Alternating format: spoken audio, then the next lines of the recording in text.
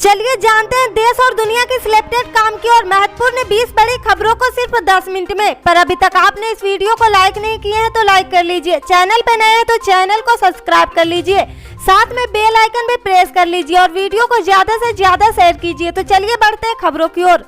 संयुक्त किसान मोर्चा एसकेएम उत्तर प्रदेश के विधानसभा चुनाव में पहुंचेंगे। गुरुवार को एक प्रेस वार्ता में एसकेएम ने कहा, हमारे 57 किसान संगठन यूपी के गांव-गांव में पहुंचेंगे और लोगों से भाजपा को सजा देने की अपील करेंगे।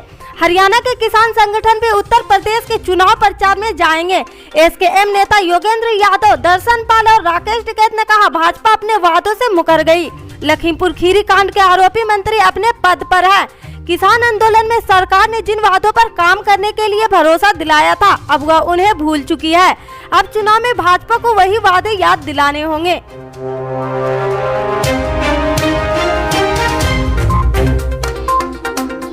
कांग्रेस सांसद रिपुन बोरा ने गुरुवार को राज्यसभा में प्रधानमंत्री नरेंद्र मोदी पर हमला बोलते हुए कहा कि उन्होंने सार्वजनिक क्षेत्र का एक भी उपकरण तैयार नहीं किया, जबकि ताश का निजीकरण कर दिया है। राज्यसभा में राष्ट्रपति के संबोधन के लिए धन्यवाद प्रस्ताव पर बोलते हुए बोरा ने इस मामले में प्रधानमंत्री मोदी और देश के अन्य प्रधानमंत्रियों की तुलना भी की है।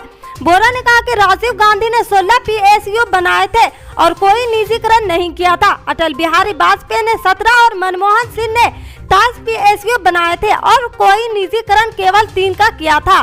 कांग्रेस नेता ने कहा कि कोरोना महामारी के चलते अर्थव्यवस्था बुरी तरह प्रभावित हुई है और राष्ट्रपति के अभिभाषण में आर्थिक परिदृश्य को बेहतर करने पर कुछ नहीं किया गया।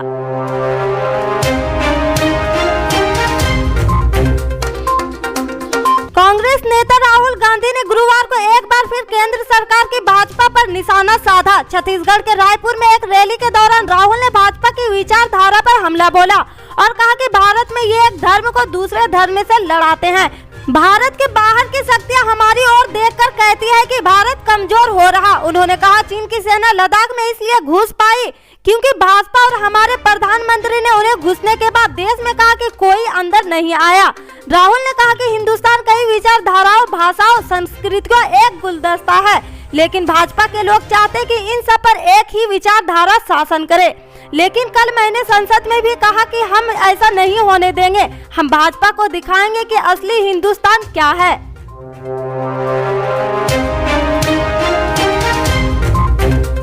सुप्रीम कोर्ट में नवजोत सिंह सिद्धू रोड रेस मामले की सुनवाई टल गई। मामले की सुनवाई अब 25 फरवरी को होगी।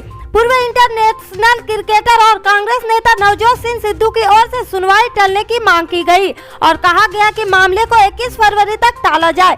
उनकी ओर से पेश हुए पी चिदम्बरम ने कहा कि अचानक ये केस 2 फरवरी को रात को लिस्ट हुआ। अब सिद्धू ने नया वकील किया, हमें जवाब देने के लिए वक्त चाहिए।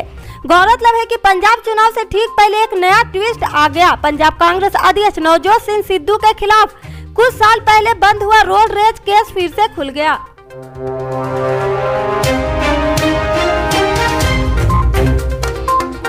यूपी विधानसभा चुनाव के मद्देनजर बीएसपी सुप्रीमो मायावती ने गाजियाबाद में एक जनसभा के दौरान बीजेपी और समाजवादी पार्टी पर जमकर हमला बोला। कविनगर रामलीला मैदान में मंच से उन्होंने कहा कि बीजेपी सरकार की नीतियां और कार्यशैली अधिकांश जातिवादी, पूंजीवादी और आरएसएस के संकीर्ण नजरियों को लागू करने पर टिकी रही। धर्म के एक नाम पर यहां तनाव और नफरत का माहौल बनाया जा रहा।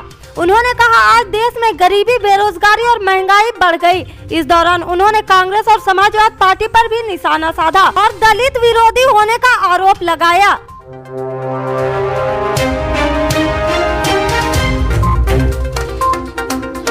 पंजाब में मुख्यमंत्री पद के लिए कांग्रेस ने अब तक अपने चेहरे का ऐलान नहीं किया। हालांकि सूत्रों के मुताबिक कांग्रेस के पूर्व अध्यक्ष राहुल गांधी 6 फरवरी यानी रविवार को मुख्यमंत्री चेहरे का ऐलान करेंगे।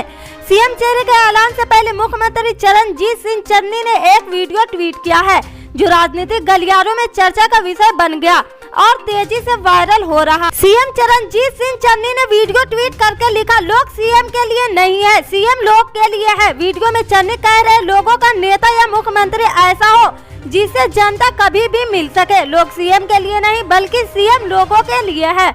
मैं ये एक ट्रेस एसेट कर रहा हूँ।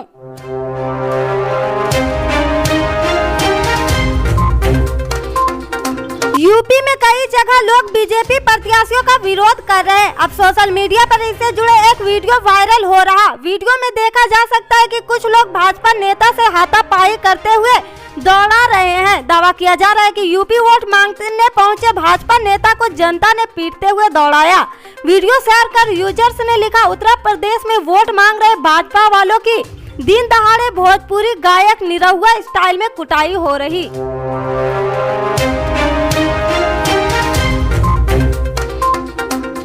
प्रियंका गांधी अब डोर टू डोर जन संपर्क कर रही। वे नोएडा से कांग्रेस प्रत्याशी पंखुड़ी पाठक के पक्ष में लोगों से मिलकर उन्हें वोट देने की अपील कर चुकी है।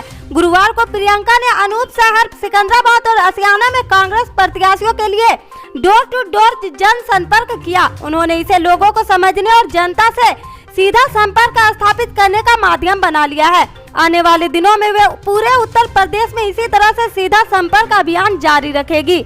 यह उत्तर प्रदेश तक ही सीमित नहीं रहेगा, बल्कि उत्तराखंड, पंजाब और अन्य राज्यों तक जाएगा।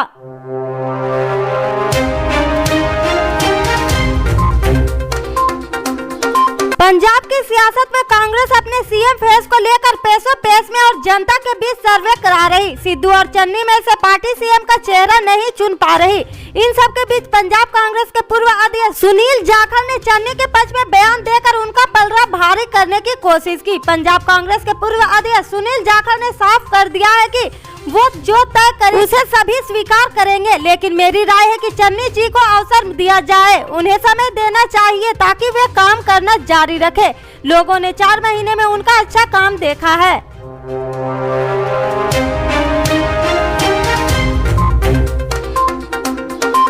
दिल्ली की केजरीवाल सरकार ने हाई कोर्ट में हल्फनामा दाखिल कर कोरोना की दूसरी लहर के दौरान जयपुर गोल्डन अस्पताल में ऑक्सीजन की कमी से हुई मौतों के मामले में सीबीआई जांच का विरोध किया। हलफनामे में सरकार ने इसे मरीजों की निजता के अधिकार का उल्लंघन बताया।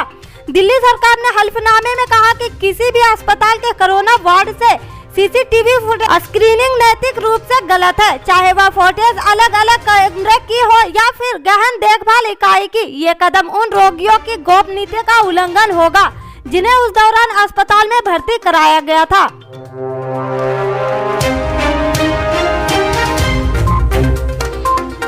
राष्ट्रीय जनता दल सुप्रीमो लालू प्रसाद यादव की मुश्किलें एक बार फिर से बढ़ने वाली है, क्योंकि झारखंड में दर्ज चारा घोटाले के आखिरी मामले में 15 फरवरी को अदालत का फैसला आने वाला है।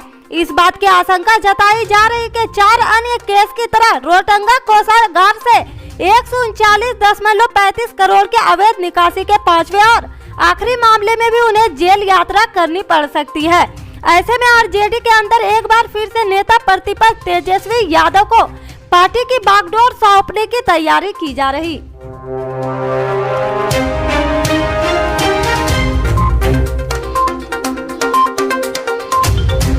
बिहार में कोरोना संक्रमण के लगातार घटते मामले के बीच अगले सप्ताह से स्कूल खुल सकते हैं। राज्य के शिक्षा मंत्री विजय कुमार चौधरी ने गुरुवार को कहा कि शिक्षा विभाग स्कूलों को फिर से खोलना चाहता है। स्वास्थ्य विभाग द्वारा राज्य में कोविड-19 की स्थिति समीक्षा के आधार पर स्कूलों को खोलने का फैसला लिया जाएगा। शिक्षा मंत्री ने कहा, स्कूल बंद होने से बच्चों की पढ़ाई बाधित हो रही। ये सभी महत्वपूर्ण है कि बच्चों की जान जोखिम में डालकर हम स्कूल नहीं खोल सकते। सभी विभागों की तरफ से यह परामर्श हुआ है, जिसमें शिक्षा विभाग ने कहा कि हम स्कूल खोलना चाहते हैं।